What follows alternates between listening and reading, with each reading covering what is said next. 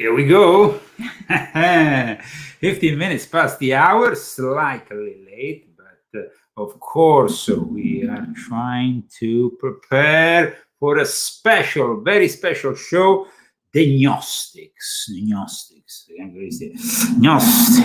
Gnostics. Okay. Well, when it comes to the Gnostics, well, I have so many things to say. So, okay, welcome everybody. Saturday, the 20th of May, or May the 20th, depending on which part of the world you are, because you like to put in America, no, May 20th. In English, 20th of May. It depends which part of the world you are. Okay. Okay, here we go. Leo and Christy Zagami, the Leo Zagami Show. Welcome everybody. Hi everyone, I hope you had a good week.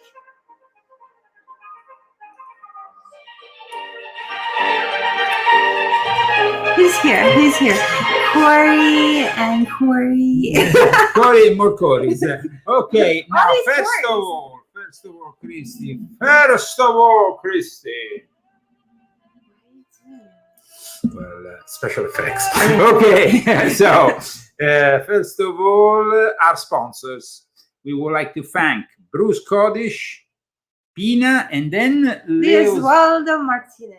Leosvaldo Martinez. Another Leo. Another Leo. So thanks to Leosvaldo Martinez, thanks to Pina, and thanks to Bruce Codish. Because thanks to you, we are able to bring you this wonderful broadcast.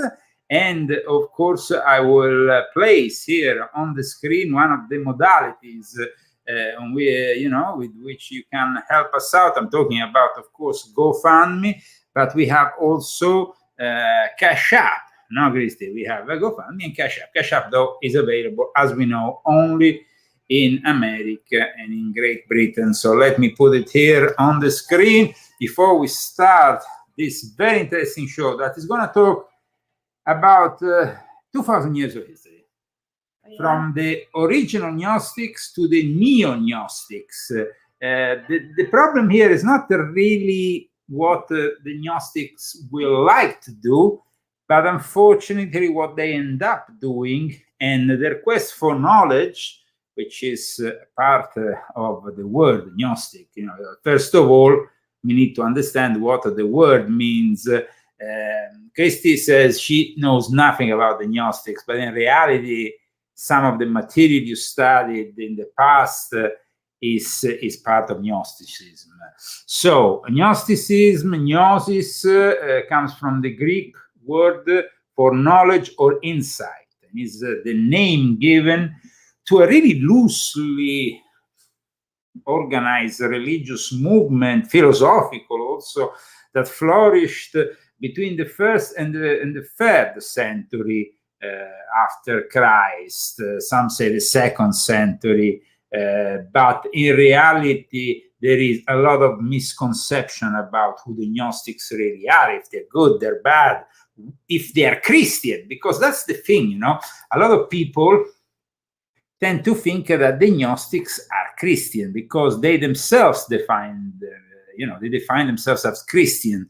And there is a problem here because Gnosticism is really a collection of beliefs centered around the idea that the world is corrupt. So the material is all corrupt. And the soul is trapped in this corrupt body, in this material body. And with this special gnosis, this special knowledge, we have the key to freedom, to liberate ourselves, but they don't have the same concept of God as Christians, as Jews. Let's remember, first of all, where Gnosticism really comes from. It comes from both parts of Jewish mysticism and also parts of Christianity that were kind of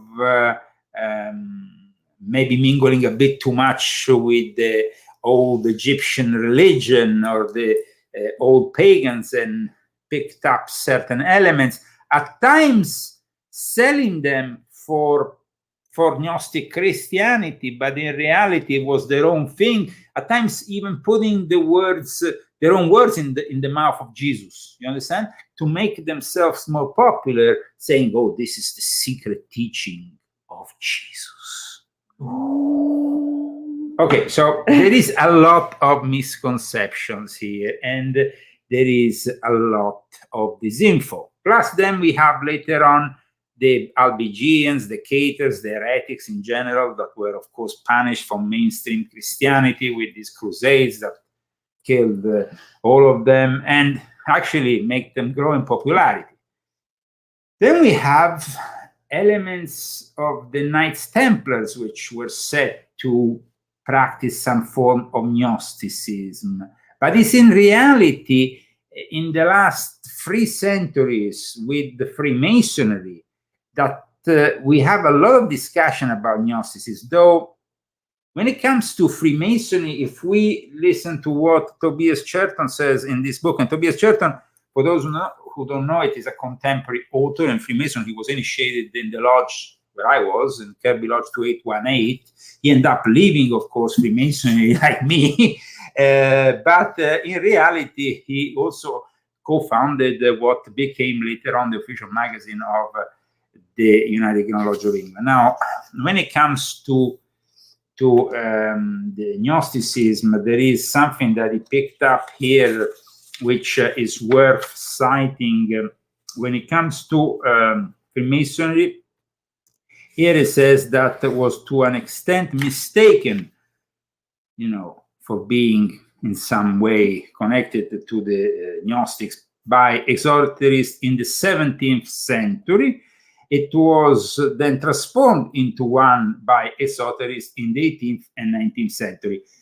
Esoterists? Esoterists, yes. Okay. It's very, very important to understand that people like Albert Pike gave a lot of importance to the Gnostics, but also had a very confused vision of what at times the connections of this group with, for example, the Essenes. Now, the Essenes, the ones that are discussed in the Dead Sea Scrolls, are in no way the Gnostics. They don't need to be confused. There's a lot of confusion here between two things that I would like to clear up immediately to make it known, that we are doing a serious study in today's episode. I'm talking about the Dead Sea Scrolls, Let me see if I can find here and then you have instead the Library of Qumran, the Library of Qumran. Now, the Dead Sea Scrolls and the Gnostic material that was discovered in the so-called Library of Qumran get often confused because they were basically discovered in the same time frame, more or less, between 1945 and 1950, and mainly in the in the second half of the 1940s, there was all these discoveries, and they were very important discoveries because the Dead Sea Scrolls talk about the community of the Essenes. The community of the Essenes, which of course was a very secretive community that operated at the time of Jesus, a community which was separated from mainstream Judaism, but wasn't in any way Gnostic. That's the thing here. We have a lot of confusion, and of course that confusion at times before the discoveries of both the Dead Sea Scrolls as well as the discoveries of these Gnostic parchments that were found in these caves, the so-called, the Dead Sea Scrolls are the Qumran cave scroll. And they were discovered in, I think, between 1946 and 1956 in the Qumran caves. Then you have the Nag Hammadi Library, which basically is also known as the Gnostic Gospels, and they were discovered in in the Upper Egyptian time of Nag Hammadi in 1945. So there is always a lot of confusion. But one, the Nag Hammadi library contains actual Gnostic writings. The other one doesn't really. It concerns more with elements from the Old Testament, the rules, the rituals of these essence that broke from the worship at the Second Temple because they were a schismatic Jewish group. And apparently, they had some similarities with the therapeutics. Actually, the therapeutics are said at times, maybe erroneously, to be part of the essence. While instead, the therapists apparently were practicing Buddhism. And that's pretty unusual because the therapists were based in Alexandria, were based in ancient Greece. Having said this, there is definitely some similarities between the therapeutics and the essence. The essence, though, are very well known because they are often linked to Jesus, and they're often linked to Jesus also because Jesus never talked badly about them. Actually, the essence are never really mentioned by Jesus. Why is that? The essence, on the contrary of other groups that got on the nerves of Jesus, that were severely criticized by Jesus, like the Sadducees or others, the essence didn't, they apparently were associated or linked to John the Baptist. John the Baptist, of course, baptized in the Jordan Jesus, who was his cousin. There is an apparent link here of some kind between Jesus, John the Baptist, and the essence. Having said this, the essence represents an historical enigma with early Judaism that, I repeat, doesn't have to be in any way confused with the Gnostics. But because up until 1945, up until the discovery also later on of the scrolls, there was a lot of confusion about what the essence were. There was also, I don't even know what they are. Well, because they were a very secretive and very religious community, a very pious community. I wanted to... Catholic? No, Jewish, but Jewish. Schismatic. They left mainstream Judaism to retire in Quran. The interesting thing about the essence is that they were eliminated, completely destroyed by the Romans when the Romans destroyed the Second Temple. And this is a little bit of a paradox because they were the ones who actually left and didn't want to have anything to do with mainstream Judaism anymore, and thought that there was no more need of worshipping at the Second Temple. And here we are, instead, the Romans destroyed them as being even, like a bunch of terrorists up in the mountains, and they had to be eliminated. So there was definitely, there's always been a little bit of confusion, almost like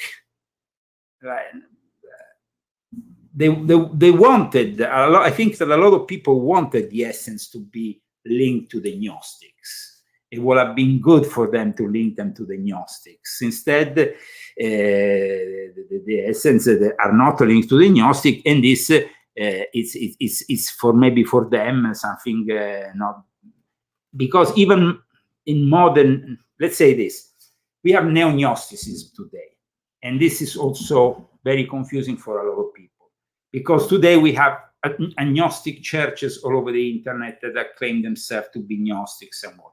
Okay, now modern Gnosticism was actually born within Jesuitry and Freemasonry, and soon I will explain you how.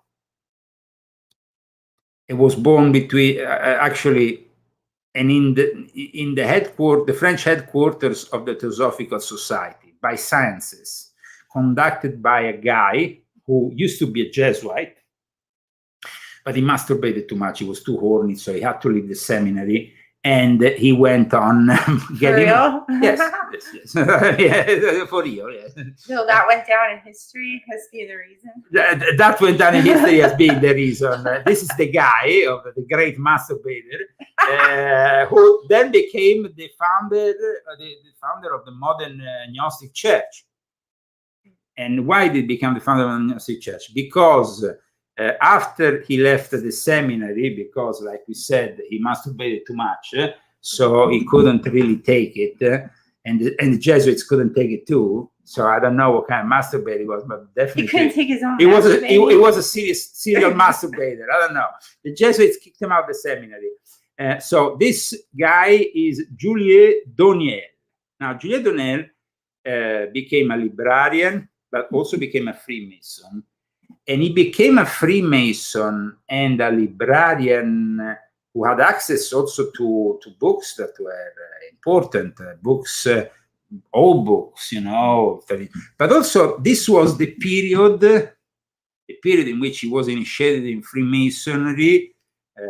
Let me just give you the exact dates, and so you have a general idea, in which, of course, Freemasonry was still, you know, developing, and Albert Pike had just wrote his book, his big instructions, the morals and dogmas of I saw that book in the library, and I was like, yeah. Well, It's my so library, big. yeah. In your Well, library, I know. yeah, I need to get my mother to send it back because actually I need that book. That book would take up a whole box. I know, but I need it. More than volume 8. I know, but that's how it is. So I need that book. Absolutely, it's important.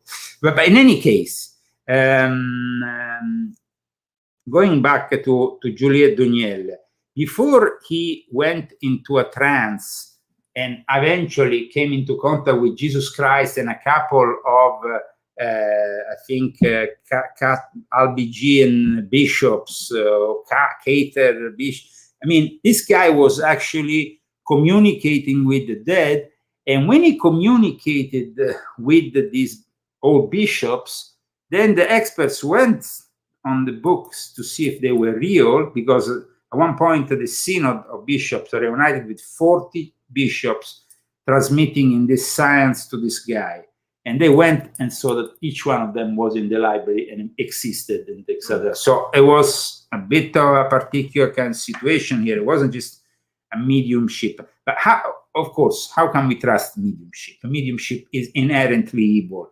It inherently puts you in contact with beings that could actually not only not be genuine, but can be tricksters. It can be, you know. So Gnosticism, like, let's go back to the roots. Gnosticism was born just after the arrival of Jesus. It involved many different traditions. And in fact, if we had to say, is there one form of Gnosticism? No, there is many different forms of Gnosticism.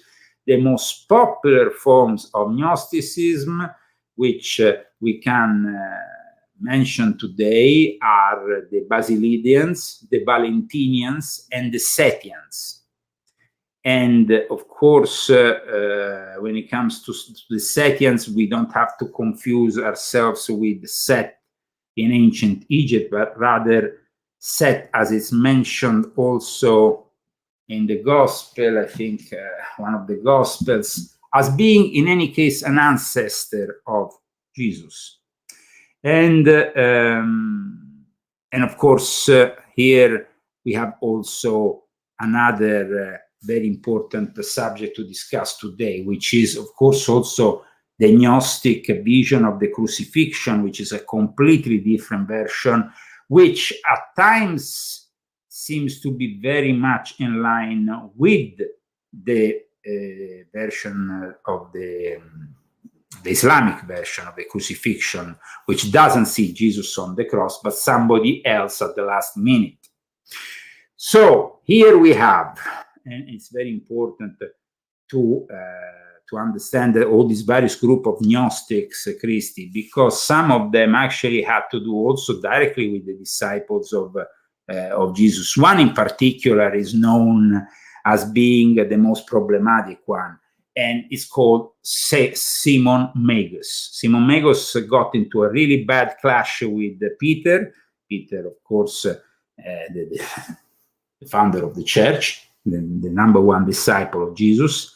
And Simon was also known as Simon the Sorcerer, Simon the Magician, and he gave basically, he basically started what are known as the Simonians within the Gnostics. The Simonians then became the Menandries. The Menandries became later on the Basileidians. I mean, as you can see, there is always a different name depending on who was the teacher of the time.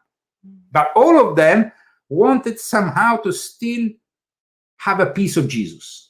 And I think that very important when we talk about the Gnostics, really to talk about Simon Magus, because it's from Simon Magus that we have the sin of simony. Because Simon Magus wanted to pay, he wanted to buy his position within the apostles. He started to spread his money around the apostles of Jesus after Jesus died or disappeared from the scene, depending on the points of view.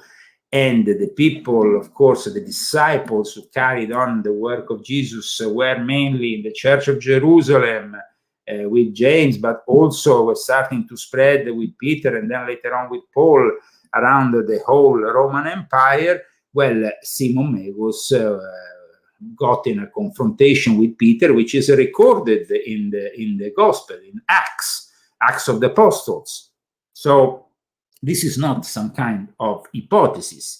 He was a magician. Apparently, at one point, he challenged Peter that he would be walking, I think, in mid-air, and that's how he died. He ended up launching himself from some high place in Rome. I don't know. Definitely, the Simon Magus, though, has still to this day followers. That's the thing. And we definitely find the accusation against him in the Act of the Apostles, and because he's such an important figure in the development of the Gnostic sects, I think that you should read this passage of Acts, dear Christy, because it's gonna make us understand. It's gonna make us understand a little bit more this figure in the eyes of traditional Christians. It's I made it bigger, so you should be able to see it. But there was a certain man called Simon, which before time in the same city used sorcery and bewitched the people of Samaria, giving out that himself was some great one, to whom they all gave heed, from the least to the greatest, saying, "This man is the greatest power."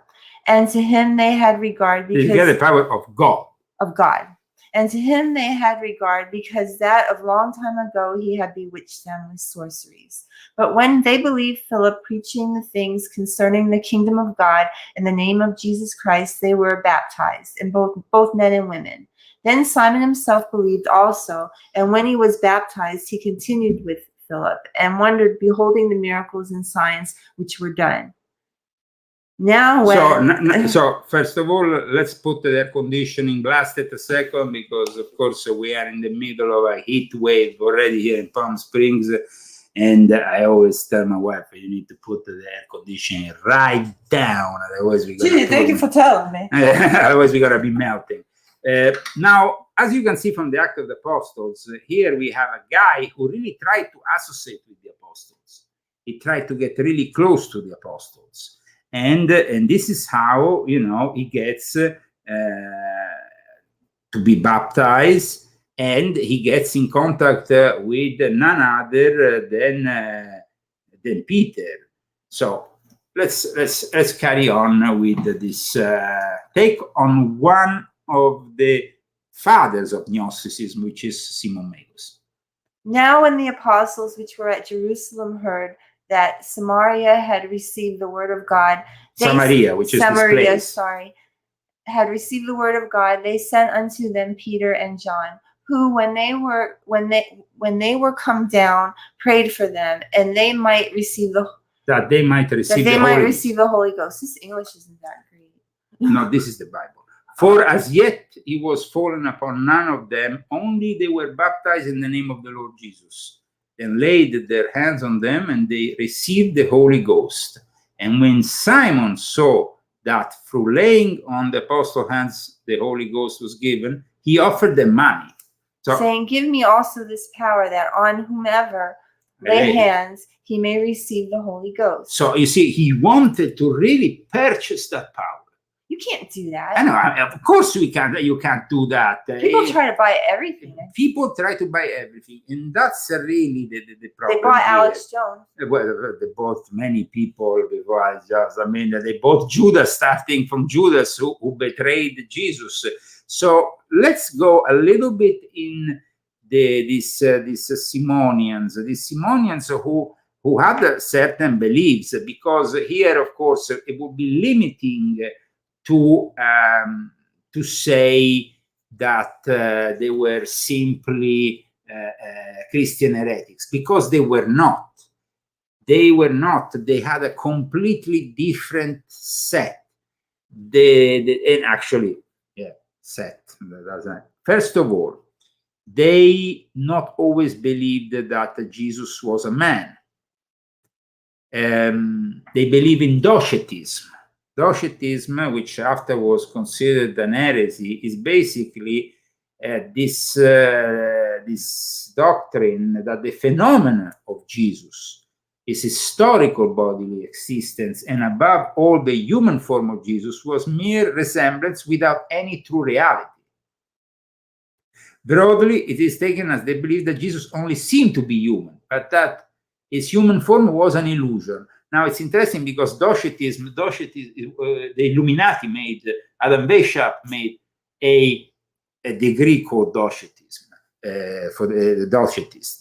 And there is an important thing to say about the order of Adam Weishaupt and the Illuminati in the history of Gnosticism. If we want to unite old Gnosticism with new Gnosticism, we can say that this Gnostic revival, even if Gnosticism never really left us, started with Adam Weishaupt and the Illuminati, because the Illuminati wanted to propose Freemasonry as the depository of the teachings of real Christianity. From that moment onwards, we start hearing this, and later on, Albert Pike in his Morals and Dogmas confirms this, that basically Freemasonry is this this mix mash of everything, but in reality it was hiding the true teachings of Jesus. And in fact, in Morals and Dogmas, he talks about the Essens, the Basilidians, the Valentinians, and he talks about the doctrines of Set, though he doesn't mention the Setians. He mentions basically all the Gnostics. I mean, you saw how big is that book, no? In which Albert Pike, guys, of course, there is all of this information about Albert Pike because of Leo Taxil. But we have also some truths about Albert Pike. This guy, at one point, I mean, he was a very mysterious figure. He was a lawyer, he was a soldier. He got in trouble because apparently, as a Confederate soldier, he did some war crimes against the Unionists, from the North. And so then he had to go in hiding in those mountains. How they call the weird name. Which? Where? What country? America, United States. Appalachian? No. The United States? Yes. Mountains? Yes. Just a second. Adirondacks? No. Is that in the United States? No. Does it start with an A? No, I might. Everybody's probably guessing right now. No. It's actually a place. They do that TV series with a weird name on Netflix. It was. Yeah. With the guy Justin Bateman. Yes. Oh, what is it? What is it? Can't think of it now. let me think if I can manage to because at one point, okay, let's talk about Albert Pike, because Albert Pike can be seen really as the guy who relaunched Gnosticism before even the discovery of the library in Nagamadi in 1945, which was a big discovery. Ozark. Yes. That's it. Okay, that's it. Well, bugging me. Yes, he basically ended up there in the mountains over there, and he ended up for a period of time in which he started to have some occult experiences, esoteric practices led to occult experiences, and apparently there is those who accuse them of having made deals with the devil in that period.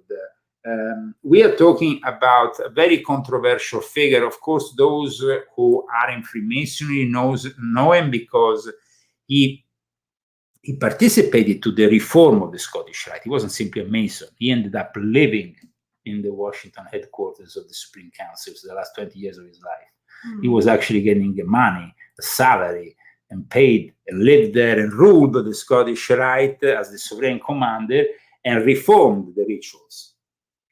Not only why he reformed the rituals, because he wanted to take the Christian elements away to make it universal, and he's really the guy who laid the foundations of the one world religion. Even before the arrival of Madame Blavatsky, he laid the foundation of the New Age. In fact, it's actually, I mean, let's remember, Morals and Dogmas is actually based on the morals and dogmas of magic of Eliphas Levi, who also was briefly a Freemason, but was also connected to the Theosophical Society, even if he was never part of it, because he died when they founded the Theosophical Society. He actually left a legacy that was carried on by the Theosophical Society, and specific people that were in the Theosophical Society as his foundations were connected with Eliphas Levi. Eliphas Levi, why I'm citing Eliphas Levi? Because, of course,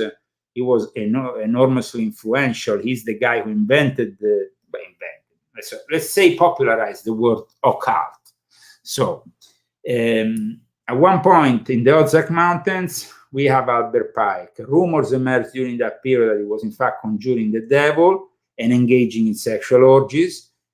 Of course, we can't take 100% serious everything that is said against him, because also there is some elements that seem to be picked up. But Montagu Summers in History of Witchcraft and Demonology seem to pick up what is the infamous Taxil hoax that put Albert Pike, on the top of this Palladium Rite and of the satanic thing.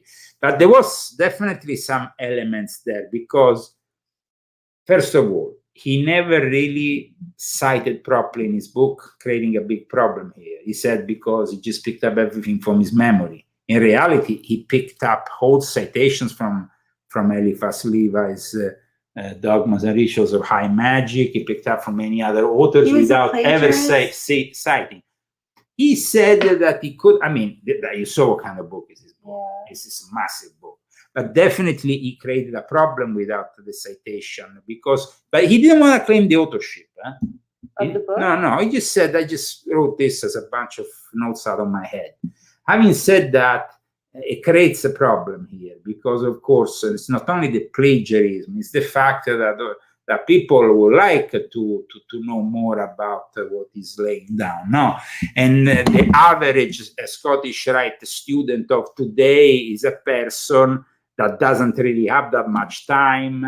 The Scottish Rite rituals are given at times simply on stage, and they give you the degrees. They give you the degrees by doing these rituals on stage. So basically, there is an actor doing the ritual on stage for a number of degrees. You have 3,000 people sitting in a stadium, and they all become that degree. That's smart. I know. This is complete BS. It's complete BS. But that's how they are doing it. So what happens here? That Albert Pike definitely has a say in the in the relaunch of Gnosticism, thanks to his morals and dogmas.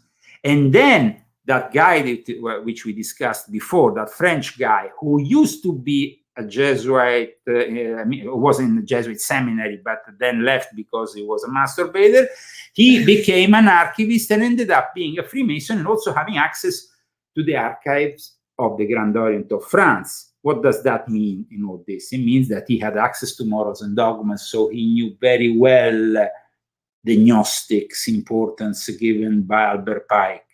So it's also possible that Albert Pike's inspiration led him to do those sciences that he did. Here we're talking, it's very confusing, all this, guys, because it might be. Yeah, it is. Okay, so let's make it very simple here.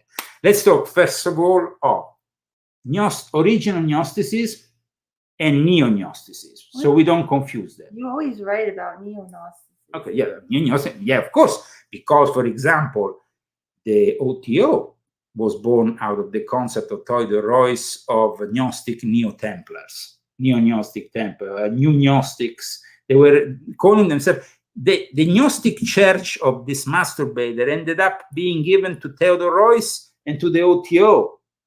Well, imagine that. Imagine that. Okay, so, okay.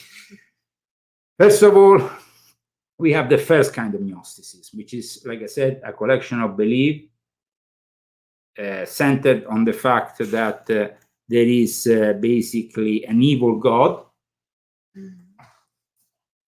His son intermedes, I mean, an evil God which controls us with the 7 guardians, the 7 planets, which are the archons. This is the concept. Oh, I've heard that Okay. Archon thing before. So the archons, and this is, for those who don't know, a concept which I discussed very much. Of course, you heard it before, because it's part here in this book, volume 4, at the opening of this book, is a very important concept, because the archons can also be the demonic, no, in a way. In any case. Is this the demerge in the... And then you have the demonic. Bravo. What do you know about that, Christine? I don't know. I just know that word. Okay. It's like a group of these beings that the demerge, are they... Okay, perfect. No, this is... I don't know. You tell me. No. You're saying the right thing. You're saying the right thing. Absolutely. I mean, I don't know what else to say.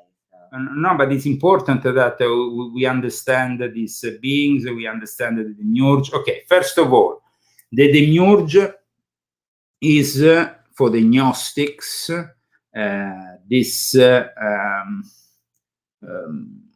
an artisan-like figure responsible for crafting the physical universe for us. And he is basically, in a way, creating something evil, because if you think about the fact that the Gnostics think that everything materialistic is evil, then the material universe is evil, and then the creator of this material universe is evil too. Why is everything evil? And then is evil good? Is that what they think? No, absolutely no. The thing is that they think that the life in this body is it's impure. It's an experience of God. We're I know, children of God. Okay, but let's not confuse, in fact, Christianity or Judaism or other forms of monotheism with the Gnostics, because the Gnostics, I think one thing about the Gnostics, that the research of knowledge didn't always draw them in the right direction. Let's think also that in the first 2 or 3 centuries, there were a bunch of Gnostic sects that became perverted, dealt with group orgies and all kinds of practices that actually led the very foundation, all that black magic practices that, followed later on in history. It was they laid the foundations there. Well, let's say that in the it was always there. Black magic was always there since the time even ancient Romans or ancient Egyptians and stuff.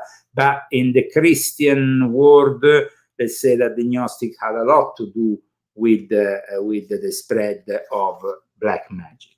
So this demiurge, it's definitely the product also of a neo-Pythagorean cosmogenesis and mindset. And of course, we have to understand so that Gnosticism is a mix between the tendencies of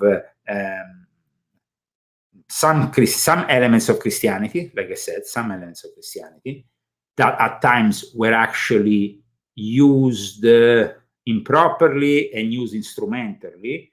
And then you had Platonic, Neo-Pythagorean, Middle Platonic schools of philosophy that kind of are part of Alexandria of Egypt, because this Gnosticism kind of like seems to flourish in Alexandria of Egypt, which became after, as you know, the birthplace for alchemy. So you have, and we have also a lot of Hermeticism, no? That then gets picked up later on in the Renaissance. So the Gnostic, guys, the Gnostics is really a big mishmash of ideas, and to say there is only one form of Gnosticism is very is erroneous. There is definitely various Gnostic systems in which the material universe is always evil, the non-material world is good, and according to some strains of Gnosticism, this demiurge is malevolent because it's linked to the material world. In others, like the Valentinians, the demiurge is simply ignorant or misguided. So, and then of course, you will ask me, how is it called? No, because sometimes it's a different names. So you have the sun, which the sun, Sabaoth, one of the sons of this god known as the demiurge, which is Yaldabaoth. So the demiurge is Yaldabaoth. The sun is Sabaoth, and Sabaoth is basically the one who dethrones his father, and because he hears the voice of reason, the voice of Sophia. No, philosophy, no, philosophy, Sophia. That's of course, then you have Theosophia, Philosophia, Sophia. Sophia is it's a major theme in Gnosticism. It's basically the bride of Christ for the Gnostics. It's that knowledge. In the Nag Hammadi text, Sophia is the lowest aeon, but is the emanation of the light of God. So Sophia is inherently not evil. She's considered to have fallen from grace, though in some way, and is doing a great help to help man in the... I would say that maybe we can associate it more with Lucifer. No, more than Satan, more Lucifer, because it's a descent, it's reconciling the doctrine of the pneumatic nature of the Sophia. And then let's remember this, that the Gnostics have a very different take on two things, on the end times, on the crucifixion. And when it comes to the crucifixion, this is very important, because like I said, it brings us to talk about I think one of the fundamental moments in mankind. You know, the crucifixion of Jesus is definitely a very important moment. So what happens for the Gnostics? Now, for the regular Christians, at one point, let's call them the regular Christians. For us regular Christians, or for most of us, at one point, there is a man who arrives, he's compelled by the Romans, he's called Simon of Cyrene, and he's called by the Jesuits the last helper of Jesus, because suddenly he picks up this cross and helps him, because Jesus was taken into his towards his crucifixion, and at one point, flagellated and all the rest, he's given the possibility to chill out a moment while this Simon of Cyrene picks up the cross. For the Gnostics, though, at this point, there is the moment of confusion, but because Jesus is too holy to be crucified, and this is also repeated later on by the Muslims, somebody else is set on the cross. It's a case of mistaken identity, suddenly. And while the Quran doesn't really explain who ends up on the cross, and actually some of the Setians, the book of that expires most, talks most of this, it's a Setian book, I think, the second treatise of the great Set, doesn't really tell you who dies on the cross, but it it's indicating, of course, that it's not Jesus, and that probably we find ourselves with this guy. There is Basilide, who was a great teacher, one of the great Gnostics. In fact, he gave birth to the Basilidians, who says that this guy was Simon of Cyrene. That basically, this Jesus, Simon of Cyrene is made to look as Jesus. Jesus at that point detracts from him. And there is even a moment in which he laughs about this whole situation being so paradoxical. Now, we are talking here about, of course, some very alternative accounts of the crucifixion. But let's not forget, because first of all, the so-called Gospel of Basilides, it's a text which never was really found in its entirety, and it's only reputed to be within the New Testament Apocrypha. Second of all, there is though an account by Bishop Irenaeus, who is a very important source. Bishop Irenaeus from Lyon, is considered one of the church fathers, very important guy. Now, Irenaeus quotes Basilides saying, "He appeared on earth as a man and performed miracles. Thus he himself did not suffer. Rather, a certain Simon of Cyrene was compelled to carry his cross for him. It was he who was ignorantly and erroneously crucified, being transfigured by him, so that he might be thought to be Jesus. Moreover, Jesus assumed the form of Simon and stood by, laughing at them." It's of course Irenaeus talking, Irenaeus in the famous treaty against the heresies, describing a little. But the same Irenaeus, having said that, the same Irenaeus also says another thing regarding the crucifixion and the Basilidians, the followers of Basilides, which is a little bit different, because Irenaeus says that the Basilidians, the followers of Basilides themselves, actually believed in the events of Jesus' life as described in the Gospel, and believed in the crucifixion because it was necessary, because of the destruction of Jesus' body, the world could be restored. Now, you understand there's a lot of confusion here, and it's never really clear everything, but they say that it was necessary that Jesus dies on the cross, but at the same time, they say that he was too holy. He says that because of this great archon could then illuminate part of mankind, but he says also that he was the Holy Spirit, that he was definitely, for the Gnostics, there is this taboo of saying Jesus goes on the cross, because they think Jesus is way too holy. This is a constant in all the Gnostics. Okay, yeah. Jesus is too holy; he doesn't go on the cross. But you have to admit that the same kind of thing is picked up later on by the Muslims, because the Muslims say basically the same thing. They say that at the last minute Jesus was. Didn't end up on the cross. So it's interesting the fact that in some way Jesus and the crucifixion of Jesus, it's the fact that he doesn't really die. It's also then repeated by the Muslim, but it was originally a theory, an hypothesis, a story that was carried on by the Gnostics, by various group of Gnostics. And then there was the Menander Gnostics, who apparently started to practice what then became the practices later on of Cagliostro, when it comes down to immortality, certain rituals like the quarantine, the complete isolation. We talked about it now when we talk about Count Cagliostro. So the Menander Gnostics. I think that a lot of what we find in Gnosticism influenced also very much the Sabbatean Frankists. In fact,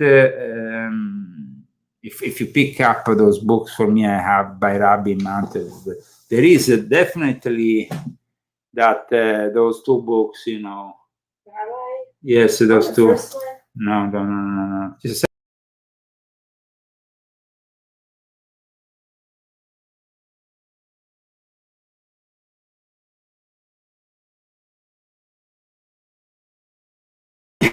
here we are. Okay, sorry, we don't have any great technological things here.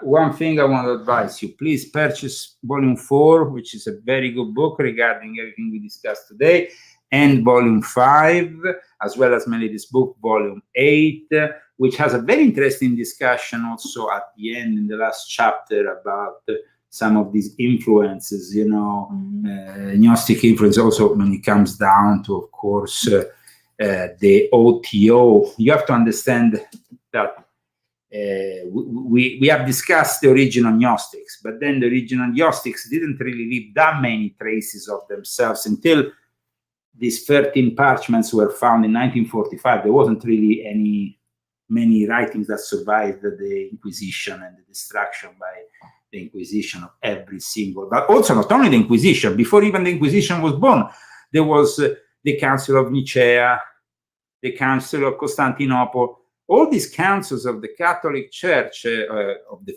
future Catholic Church, was the Christian Church of the origins, really. Well,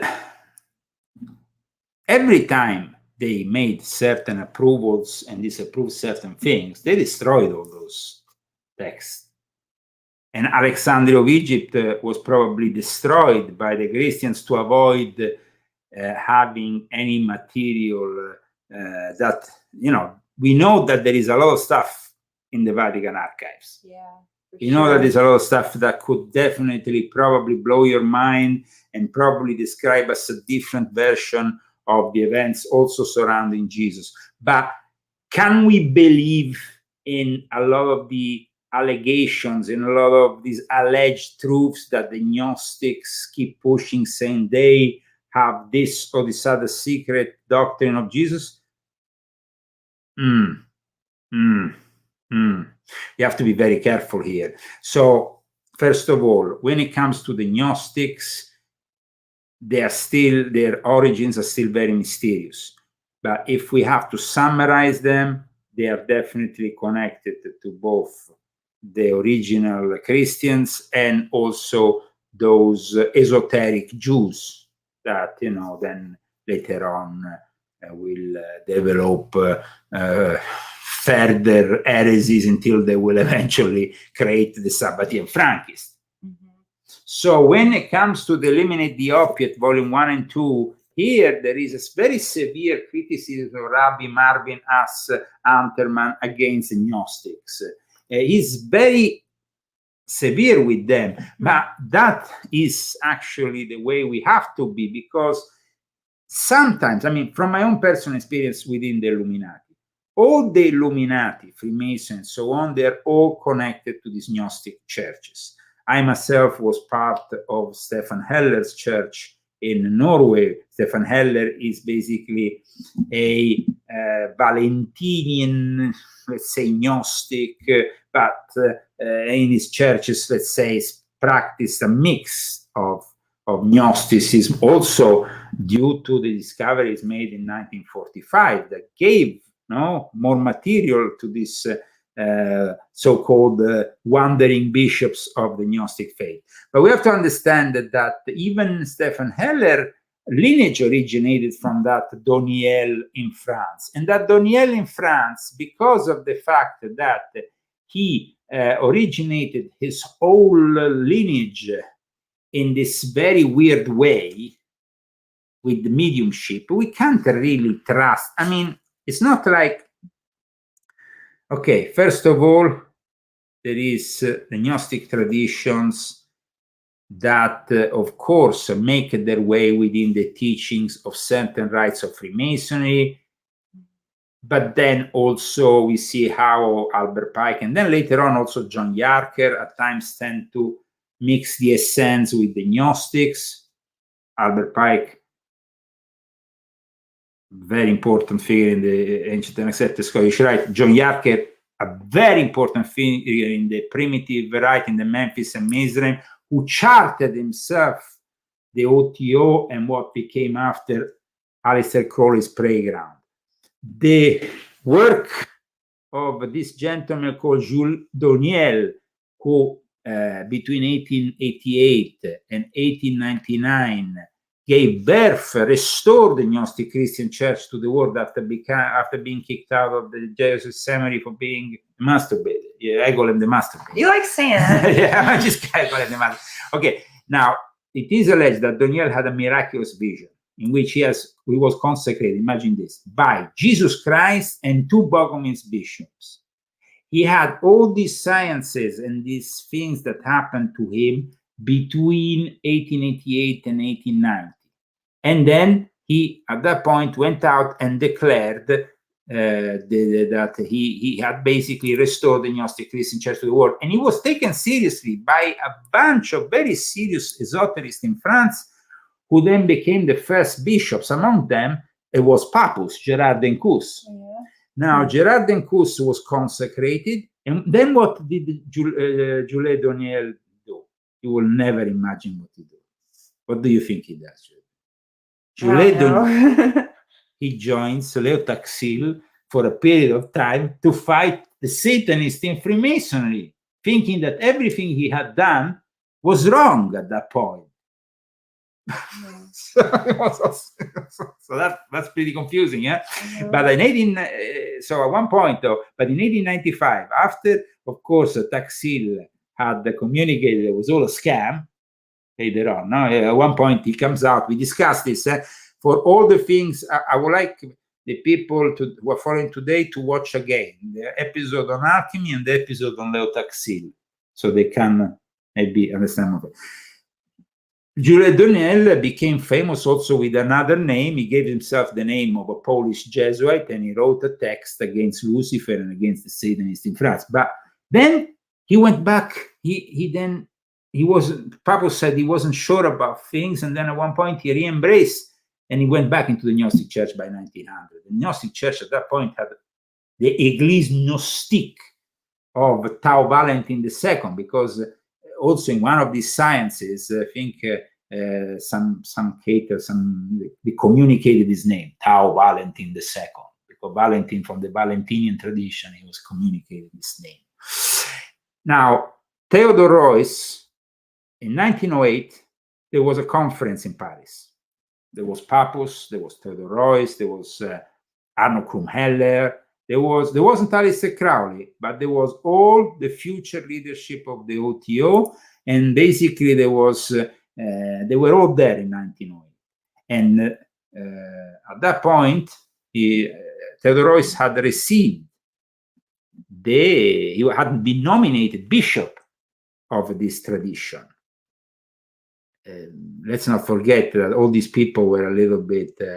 Theodore Royce was also a socialist leaning kind of guy. He was a pedophile and all kinds of things. These people were they were pretty corrupt, let's say, to say the least. He presented to the world the Gnostic Neo-Templars, which were basically the OTO. And he made this writing in 1912, which is here, and which I will, of course, make Christy read. Right, guys. I hope that you're enjoying this episode about the Gnostics. I know it's not an easy subject. Rambo, I hear him. He's sleeping, and he's going.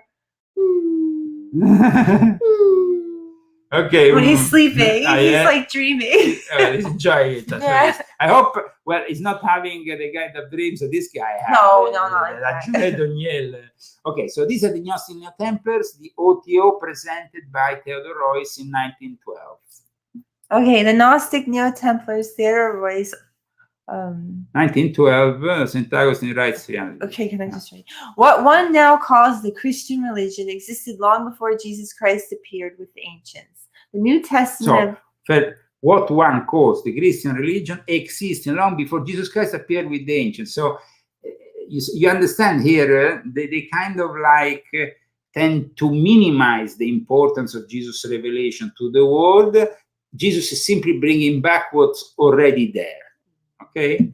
The New Testament of the Christian Bible contains countless passages confirming the old Christos, Apollo, Mithras, the sun god. And which prove that the conception of the Mithras Christos cult still formed the basis of the new Jesus teaching even after the foundation of the Christian Nazarene Church. Christianity, as created by the Church Fathers, which still prevails today, is not the Christianity of the original Christians, the first Christians called primitive or also Gnostic Christians, but a pseudo-Christianity. So you see here, they're claiming a paradox here, because, okay, the first of all, the first Christians, the fathers of the church, even Irenaeus or others, Hippolytus, they were fighting the Gnostics, and they made those writings like against the heresies to expose them. Okay, and the Gnostics were eventually casted out because after the Council of Nicaea, they were, bad things were done also by the church fathers, but nothing compared to what the Gnostics were doing.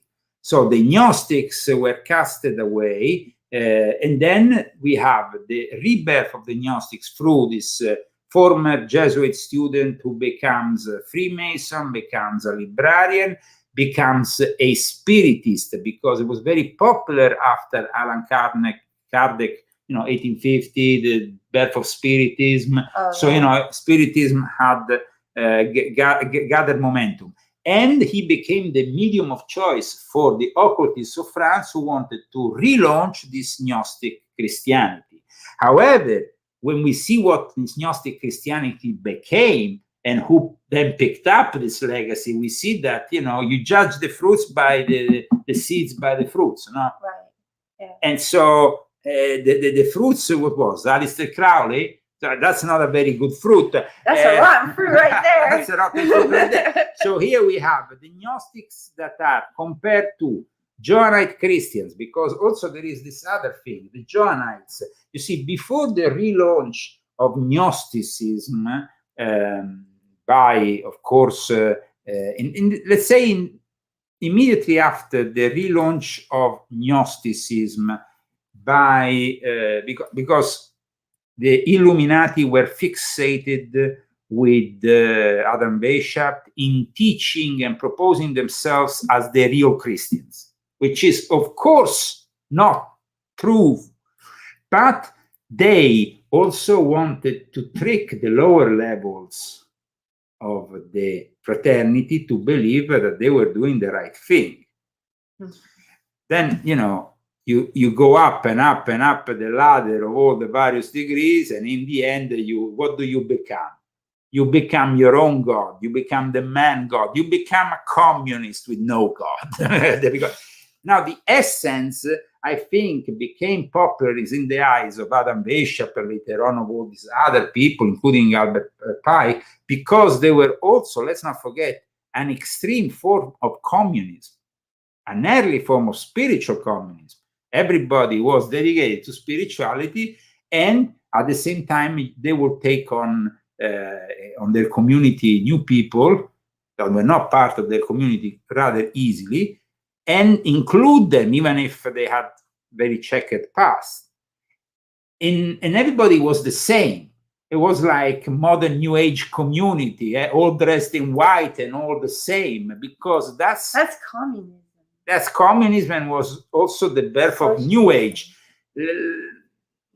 Even Madame Blavatsky, of course, discussed the essence in these terms, because you see, Blavatsky wanted to also criticize of course, we know that the Catholic Church is very easy to criticize because they are not really, how you say, I would say in Italian, degni rappresentanti, the good representatives of Jesus Christ on this planet. How can you say in English, please help me? What? That they are not good representatives. They're not good Christ representatives on earth. Ecco. Okay. Elian Blavatsky, founder of the Theosophical Society, suggested that Jesus had secretly been trained by the essence, but left the community to become a traveling healer. Then we have John Yarker soon after that says those traveling healers were the therapeutes, which was, by the way, another group, which was said also to be a Buddhist group, by the way. So all these things kind of then mix up in what became the very basis of New Age, guys. So Adam Weishaupt's fascination with early Christianity is definitely present in all the degrees of the system, and it's at the same time the essence became a staple fixture in various esoterist projects, of which was Elena Blavatsky was Isis Unveiled. But also there is another thing that is important too, that even before Joël Doniel did his sciences, you know, it was already, I mean, there was already all these occultists were using their so-called psychic insights, and they were all working through mediumship, because Blavatsky herself wrote those books with saying that she received mediumship from the secret chiefs, and she was transmitting all this. So you see, there is, and then it was Annie Besant, the second president of the Theosophical Society, claimed that Jesus was sent to be trained in an Essen community and went to an Essen monastery. But all these people didn't really ever bring any tangible evidence to the table. We have some evidence that comes to the table in 1945, finally, with the discovery of the Nag Hammadi parchment, 13 parchments and all the material within it, including the Gospel of Thomas, which is, though, at times also different from traditional Gnosticism, and some people don't even consider Gnostic. So it's very interesting to see all this, but it's also very interesting to see how the devil, no, is trying to manipulate, is trying to enter Christianity, is trying to which way. Okay, now when we talk about what happened at the end of the 19th century in France, no, with this Gnostic revival, where was this Gnostic revival born in? It was born within the frames of the Catholic world, with many even former Catholic priests involved. There was also the Jesuits lurking around the corner all over the place, because the Jesuits had been reinstituted in the Catholic Church, had been driving the church crazy, probably by supporting secretly the Leo Taxil scam. There was a lot of things that were going on in that period. There was a war of Satanists in France. There was a real war between Satanists in France, apart from the disinformation of Leo Taxil. And in all this, you have the birth of a church which then quickly gets picked up by people like Theodore Royce, who then transmits it to Aleister Crowley, who suddenly becomes a bishop. And at that point, what he does, he picks up his telema and simply places it inside the teaching of the Ecclesia Gnostica Cattolica, the official church of the OTO, and makes it and basically says these are the official teachings of the church. This is the official, right? This is the holy book of the church, the book of the law, which he received by a demon in 1904. So these demons knew exactly what they were doing here. Yeah, they do. In 1888, 1889, first of all, they entered in contact with this Doniel, Jules Doniel. Then, knowing that Jules Doniel was not just simply a guy, but he was the medium of... Did they enter through all the masturbating? No, I don't think that. Well, I mean, that... No, I think that the least of his problem was I think that Jules Doniel was really a guy who was very... I mean, he was knowledgeable, because he had a lot of knowledge regarding the Caters, the Albigeans, and he had been...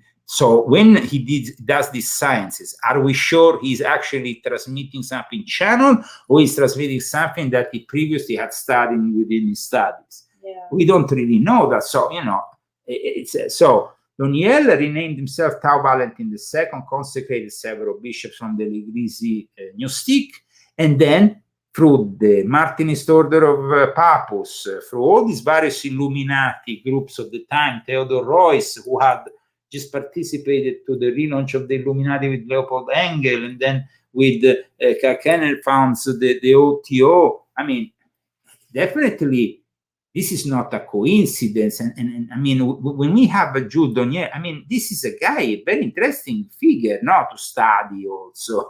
I like these characters that, of course, have a very particular life, But then there is this constant appropriation by all these people of the essence, this Jewish religious order that had nothing to do with Christianity, nothing to do with the Gnostic. Some of them lived in a monastic community called Qumran, but they lived in Judea. There were perhaps 4,000 in total, so they didn't have that many followers. And the leaders of the essence may have thought, that they had some problems with mainstream Judaism, and they didn't want to, they rejected the worship conducted in the temple as invalid and set themselves apart from it. But they had nothing to do with the Gnostics. They might have had something to do with Jesus, though. That, yes, they might have had something to do with Jesus. And Jesus never talked badly about them for that reason also. The essence, I repeat, they don't have to be included in this history, but unfortunately, I'm talking about them today because in neo-Gnosticism, there is a trend to pick up the sense and throw them in the mix with all the Gnostics because, well, secretive group, they had initiations, they had all this, they were talking with angels, they were very New Age in the ways and all that, and so they are naturally inclined to mix them together. This is the way, this is the thing. Now, when it comes to the Gnostic traditions and Freemasonry, though, even if there doesn't seem to be a direct connection, there is, though, a connection with the Setians that is remarked by Tobias Cherton, and there is a connection with the Coke manuscript, which is one of the key documents in Freemasonry. And the Setians, though, are a group that, here it says, but the Setians were not Freemasons, or were they? A passage in the first Stele of Set, which is one of the books discovered in Nag Hammadi, reminds us that Gnostic literature is not simply a vast forever letter, but also encompasses a technical vision of the world. And then, of course, it talks about the knowledge of God that inspires on many levels of being, and certain similarities with Freemasonry, because Freemasonry also cites Set and cites, of course, Noah, and we have, of course, here an understanding in the old charges that there is some elements of Hermeticism that, of course, have then become also part of Gnosticism, because we said Gnosticism included many elements also from Hermeticism, so, and from the Pythagoreans, and so eventually these elements will arrive and become part of Freemasonry. Now, the Gospel of Judas, which appeared a few years ago, it was very controversial. It was published by National Geographic. You remember this Gospel of Judas? I have a friend of my father who brought it to my father. I had the possibility to read it a few years ago. This Gospel of Judas, it is a Setian book in which the Lord, in which we have basically this total different understanding of the figure of Judas. And it is considered a part of the Setian Gnostic teachings, in which, of course, the god of this world for the Gnostics, Sarklas, is a fool, because that's what the Gnostics claim. There is, of course, a light which is from above, and there is definitely a lot of elements that Tobias Cherton in Freemasonry the Reality says put Masonry in some he describes all the similarities between the Setian practices and that of Freemasonry and the way that the Masons build their temples, the way they have. So here it says also the Assyrian, Set of the Egyptians, Zeus of the Greeks, Jupiter of the Romans, also as Masonry as a comparative religion, as the first comparative form of religion, comparative religion, meaning that Freemasonry has always mixed all these elements. And if you study Albert Pike, if you study the arcane schools of the Arcane School of John Yark, if you study many other Masonic authors, you see that the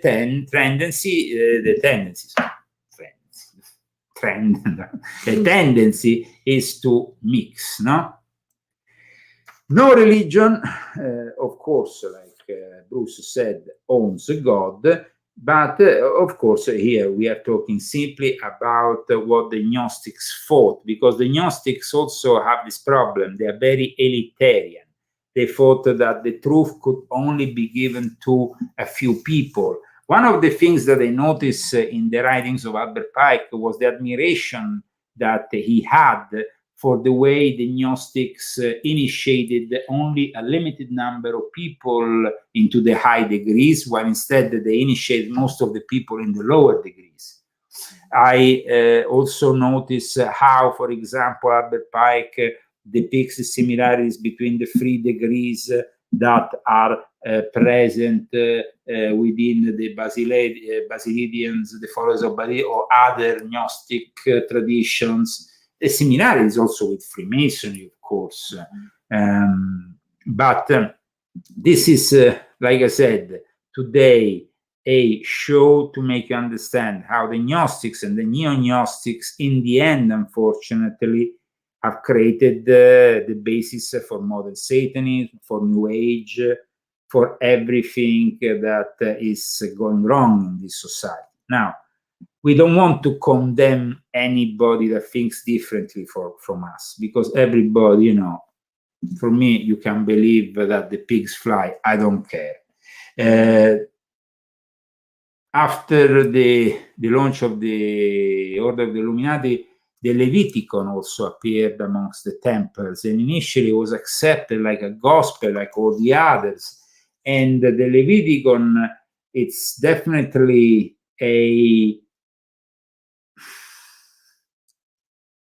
it's a gospel which in the end proved to be completely fraudulent and fake, but for a period of time it became very popular and includes elements of Gnosticism, elements that definitely see Jesus as, of course, I mean, there is some elements in it that are actually quite good, even.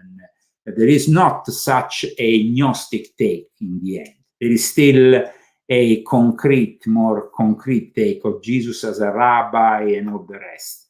And but it was proven to be fake in the end.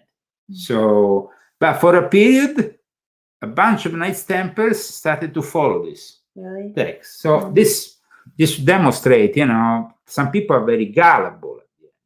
So within Freemasonry, at the moment, we have 33 degrees. We have 33 degrees that were reformed by Albert Pike. Albert Pike is called by many the great reformer. But when you go into the morals and dogmas and you start studying the morals and dogmas, you understand that it is a hymn to religious relativism. What does this mean? That in the end, he doesn't want you to believe in something, but in everything. And that is at times stretching it and making the real belief weaker in God. Now, okay, the thing is that these relativists don't believe that you have to embrace the origin of your birth. They believe that in the end, you can adopt whatever religion around the world you would like to adopt. And I already think that is not real, because you are also the fruit of your religious ancestry.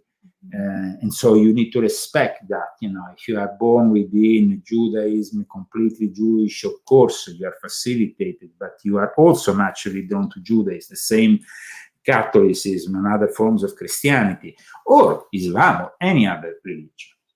Now, when it comes to Freemasonry and what they have done,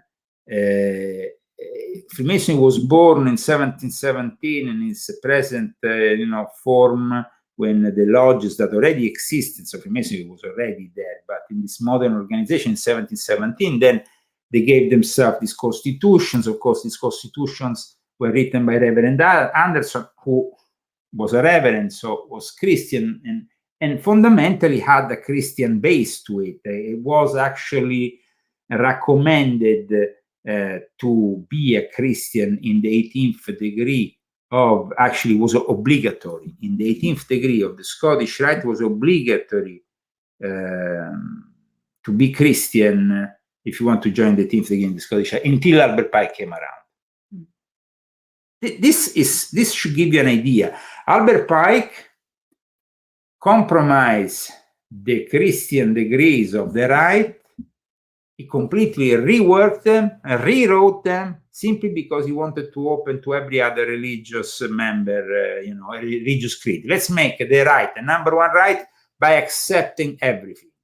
And this is really the basis of the religious relativism that we find, for example, in the 18th degree instruction of Albert Pike, or in the reformed versions of each degree of the ancient and accepted Scottish Rite, which is reworked to suit this idea, to make this idea that basically we have all are descending from an ancient primitive religion, and that we all come from a common denominator, and that's it. So we don't need to be Christian anymore for access to the 18th degree. This is wrong, because the 18th degree was a representation of the Last Supper of Jesus. That's what the 18th degree was claiming originally to be. It was, of course, linked also to some elements which are the elements of Rosicrucianism, which were also Christian, because they were, as, and this here, I send you back to the episode we did on the Rosicrucians. Okay. So you can rewatch the episode there. And so this, we can say that the birth of the one world religion and the future of New Age was laid down in Albert Pike in the Morals and Dogmas of Freemasonry, and in his reform of the ancient and accepted Scottish Rite degrees. And it's not positive. It's not positive. Unfortunately, the results were not positive. All these crosses that they were in the degrees, the high degrees of the Scottish Rite became basically symbolic. Then everybody from each religion could join in their own terms, in their own interpretation. Albert Pike says basically interpret everything by your own creed, by your own vision of it. That's it. It's very, understand? So Gnosticism was born 2,000 years ago with all these teachers that came after Jesus and that claimed they had his original teachings. Now, we don't really think that is the entire truth. We think that in many cases, a lot of those teachings were manipulated to suit their own mystery school, to promote their own vision. Maybe some of the secret teachings of Jesus were transmitted and were preserved, but definitely they were not preserved in their entirety and the purest form in Freemasonry as they claim. This is a complete erroneous and spurious claim, which wasn't even made by Albert Pike first. Albert Pike wasn't the first to make this assertion. It was just 70, 80 years before him, actually 80 years before him. It was another guy, and it was Adam Weishaupt, who founded the Illuminati. Guys, this is, you know, they suddenly reworked everything. Even the figure of Hiram Abiff was transformed in the figure of Jesus. So Hiram Abiff dies and is reborn. Jesus dies and is reborn. And then they say, you see, that is the proof, the evidence that we are the real Christians, that our teachings have been persecuted for hundreds of years. We had to hide them in these mystery schools, and ultimately they ended up in Freemasonry. Now, this is basically what happens. So even if in reality, like Tobias Cherton also says in his book, by citing also both this Roger Dash's Dictionary of Gnosis of Western Esotericism that came out in 2005, which says that basically that wasn't the case. And it says here, while anyone who studies Freemasonry is aware that at least in the 18th century, Freemasonry on the continent became attracted to movements of Gnosticism, spiritual, magical, or chemical movements, it is generally heard that these interests were entirely imported from the outside. French Masonic scholar Roger Dachet, for example, believes that Freemasonry was not a Gnostic tradition. According to Dachet's analysis, Dictionary of Gnosis and Western Esotericism, Freemasonry was not, to an extent, mistaken for one by esoterists in the 17th century, the Mason word. So the lost word comes from there, basically. It was, when transformed into one by esoterists in the 18th and 19th, at least within the spheres of so-called fringe Masonry. But it's not only fringe Masonry here. It's also the ancient ascetic Scottish. It's not fringe Masonry. It's actually, they accepted the most powerful and influential rite in mainstream Freemasonry in America. A concomitant with the conclusion is that there was nothing esoteric about Freemasonry in the Middle Ages. Unfortunately, the understanding of the word esoteric is linked to the notion of secrets, or even the great secret, the great holy gnosis, and so on. But the Middle Ages were rich in powerful spiritual symbolism. It would be remarkable if Masons had not seen touched by such symbolism. Of course, because we saw that Gnosticism took also that Hermeticism, all that part, all that Hermeticism, Neoplatonism that became so popular in the Renaissance, and later on inspired the Rosicrucians, that inspired then the Freemasons in turn. So there was some kind of inspiration, but definitely wasn't like a original Gnostic school that survived and was transmitted into Freemasonry. That is a claim that doesn't really stand the test of time, and in fact they all now claim to be the sons of Julio Doiniel and his Gnostic sciences, in which he communicated with I don't know what, and he suddenly was elevated to this new patriarch of modern Gnosticism, or the modern Gnostic movement.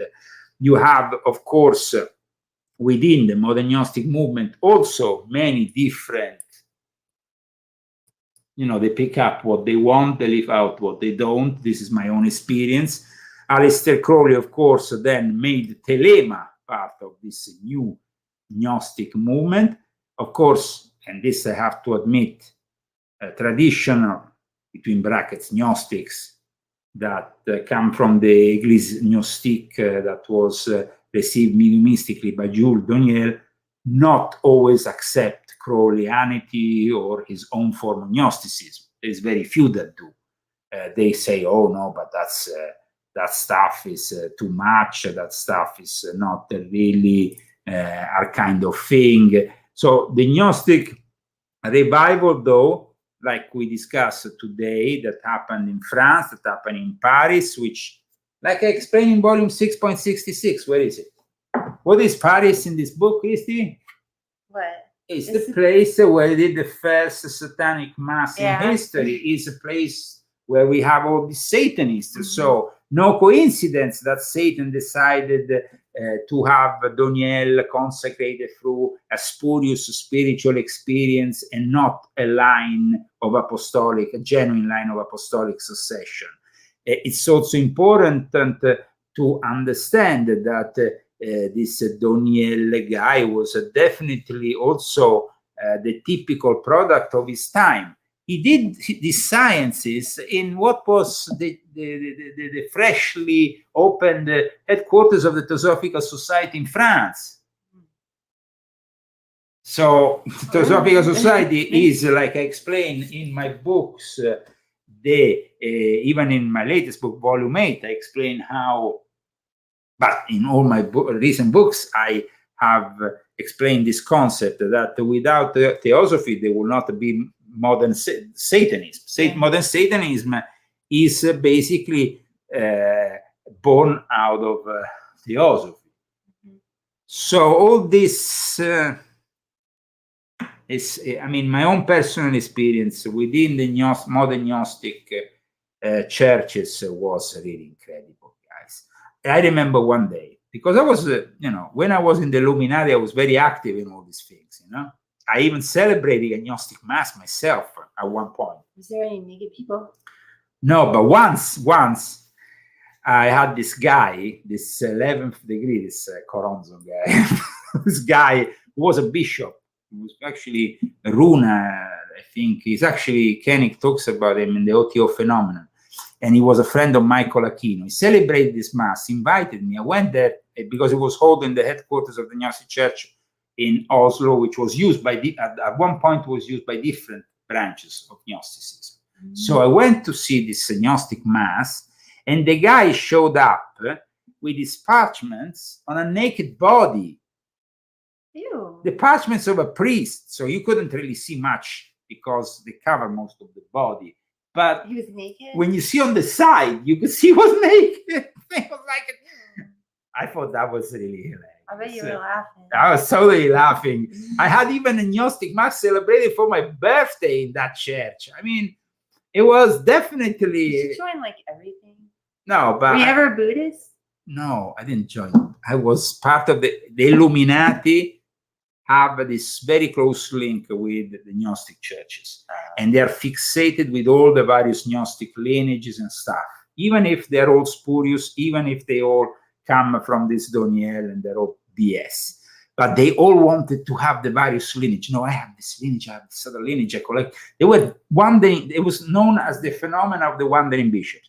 But there was also a very nice person that I met who is now deceased, the late Ian Sutter. Ian Sutter wasn't in the OTO, was actually nominated the priest by Bishop Stephen Heller, who has his church here in LA.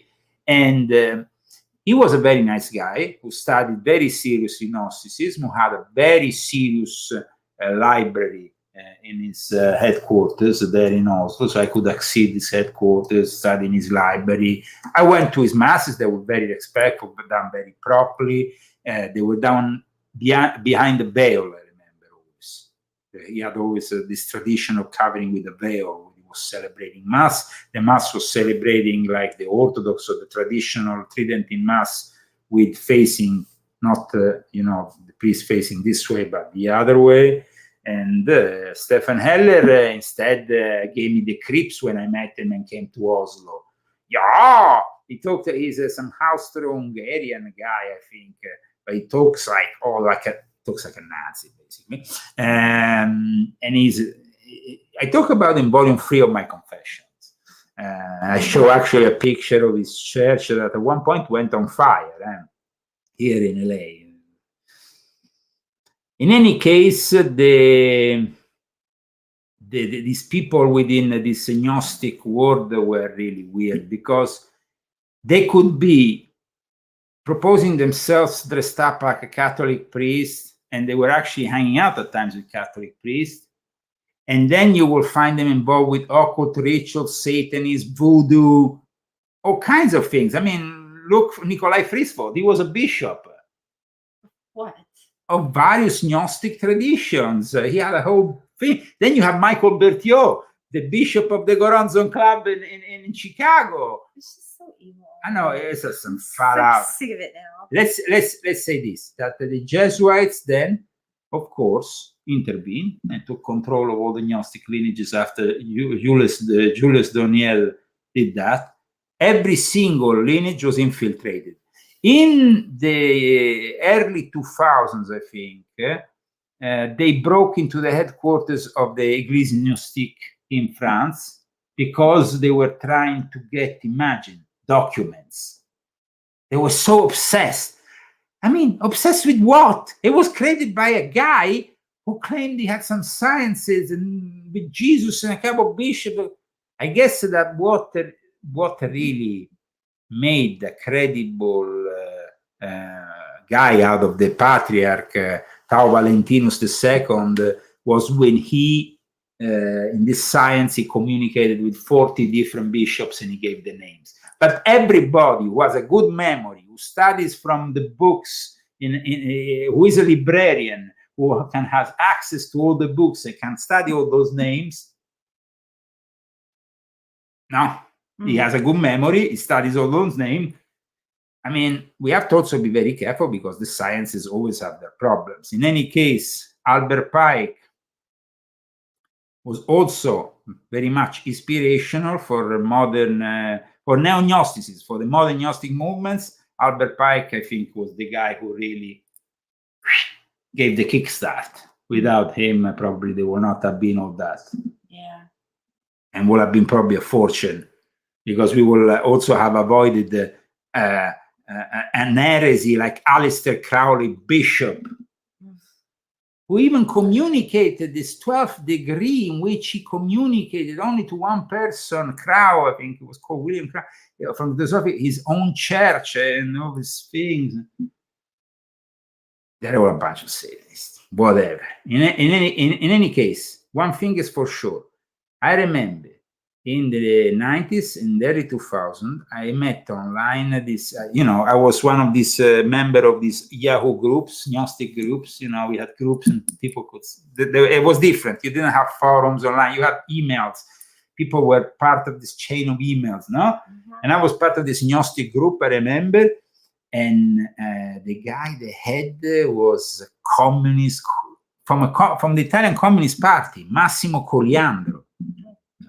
And it was like, Gnosticism is basically communism. And also Gnosticism is at the basis of the New Age movement, because you remember when we discussed the origins of the New Age movement in Switzerland, Ascona, the Mount Veritas, Franz Hartmann, Theodor Reuss, they were all claiming to be Gnostics, and they were all there dancing naked around with women naked, everybody, and it was all Gnostic. Because unfortunately, even in the original Gnostics, there was this liberty Gnostics. I noticed that in the transgender, there's a lot of Gnostic stuff with that. Like, I don't know, like I've seen that, like possibly. In the transgender, like you see a lot of Gnostic things, like bishop. I don't know why I'm saying that. I must have seen something. You must have seen, but listen, I saw because then, Crowley launches Coronation Club, and then all these lineages of homosexual wandering Gnostic bishops sprang out of Crowley's practices. I know, it's just so far out. I think that today I was doing, when I was doing all my studying and stuff, it was really a lot of studying of different stuff, because I read like a lot of different books on occultism, as well as studying Buddhism as well, and just all this mishmash really of different things. And finally, at the end of it, I was just so sick. I didn't know. I mean, I was confused. I was sick of it all. And I just decided that I was just going to trust what I always did. And that's just God. It's the God of my heart, and it's the God that I know. It's the God from when I was a kid. Can I say something? And I don't need to know anything. I already know what God is. I don't need anybody to tell me anything. And all this stuff is just, I don't know what. Now, aside from the Bible. Now, last week, as you know, we did a whole episode on the Elixir Vitae, Elixir of Life. And it seems to me that we are at the same point here. Because that's why a lot of these Gnostics, the neo-Gnostics, not the original Gnostics, because the original Gnostics didn't have this Graal fantasy, but the neo-Gnostics have this Graal fantasy. Absolutely. So it seems to me that in the end, it's just like people trying to have a very twisted interpretation of reality to suit their own needs. But in the end, God is one. God is the fountain of life. God is the fountain of eternal life, if you believe in him. And I think that the problem here of this interpretation of everything material as erroneous and evil, and the fact that at the same time we have different forms of Gnosticism that say different things, at times even opposite things. It's very confusing. But I think that for a reality check at the end of this show, we can say that yes, maybe some Gnostics were genuine in their search of knowledge. But the problem is they didn't search in the right places, and they eventually arrived to conclusions that made their life not a very happy life. Now, let me tell you, now I don't want to, I mean, Jan Sater was a brilliant painter and stuff. He died very young. When I heard of his death, I was quite shocked. But to me, it seems that also this modern Gnosticism is very much connected to the whole New Age movement. Because when I asked him, how did you come in contact with Gnosticism? He described me, he was an older guy, no?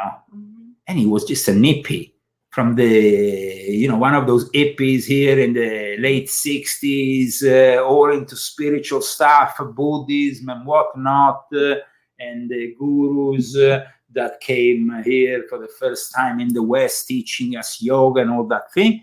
And then suddenly he had this encounter with Stefan Heller. He had this encounter, I remember, with Gnosticism, and he was struck by this by Gnosticism. But it seemed that he came from that kind of ambiance. He came from that kind of.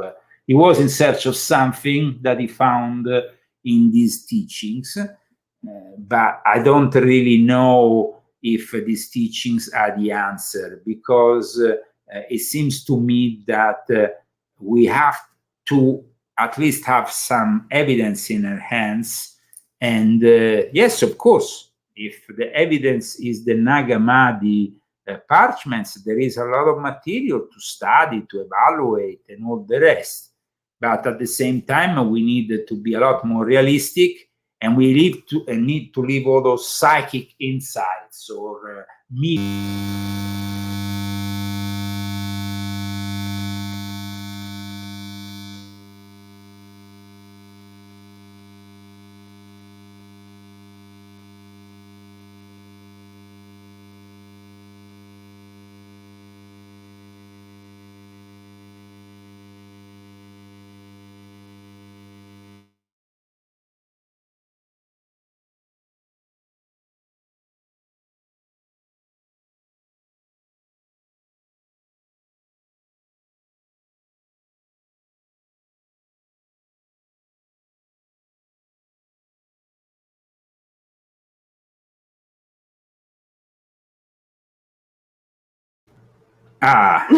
now maybe we have signal.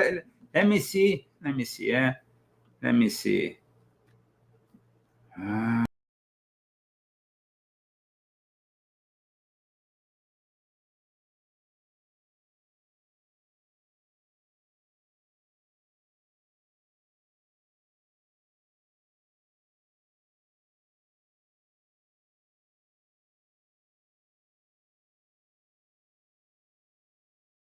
Okay, guys, sorry for that technical problem. Unfortunately, these computers have been on all day long because I've been broadcasting first for my Italian audience, now for you.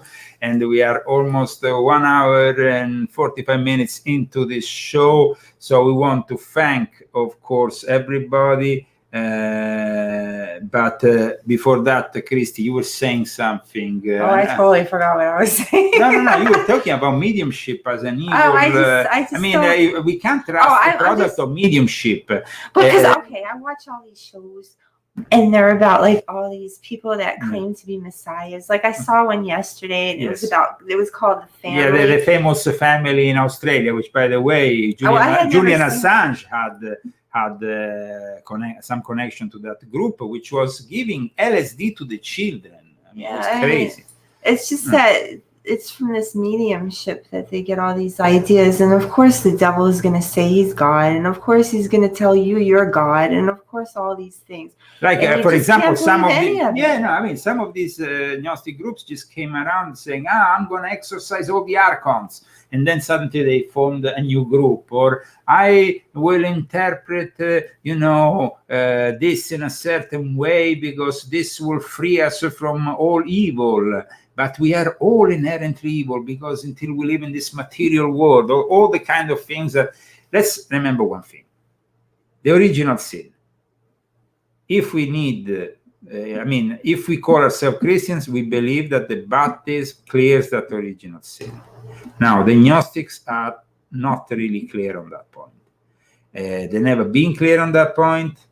And their involvement also of the essence, John the Baptist, the Johannites, and everything into their mishmash thing is just what has unfortunately carried till today in the New Age tradition, which is actually, if we have to be honest, the New Age tradition is really inherits that tradition. It's not a great tradition. It's a very demonic tradition that creates confusion and mixes everything.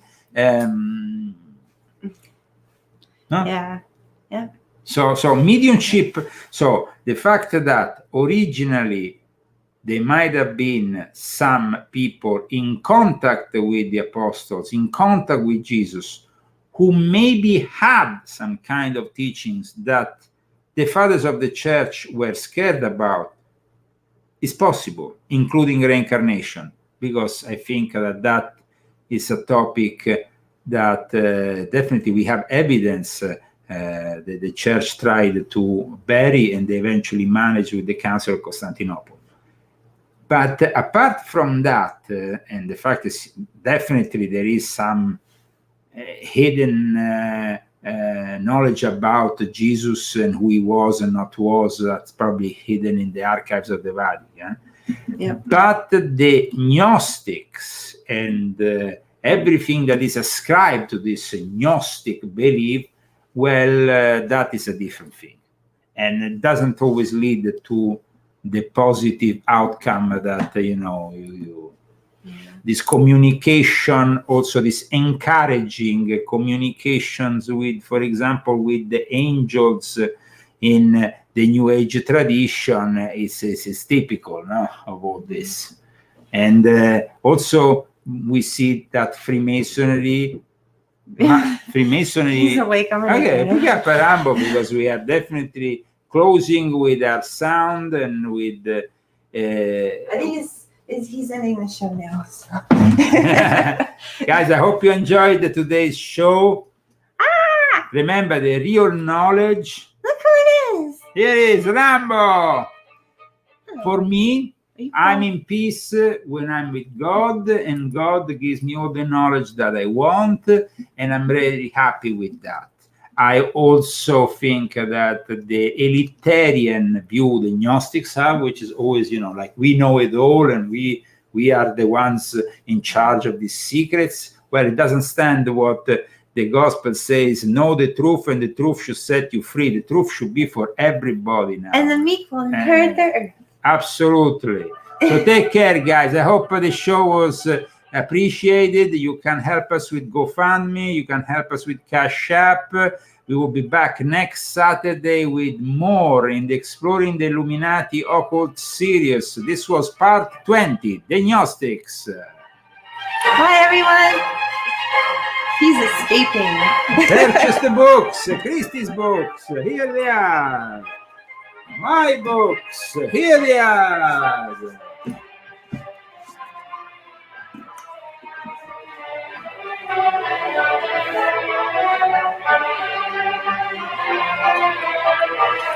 Bye, everyone. See you next week.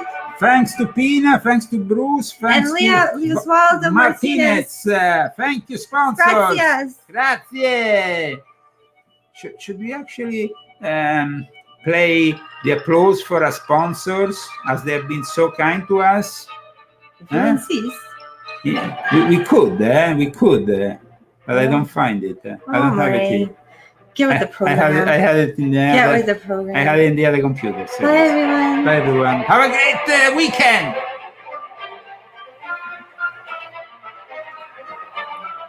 I make the applause with my hands. Bravi!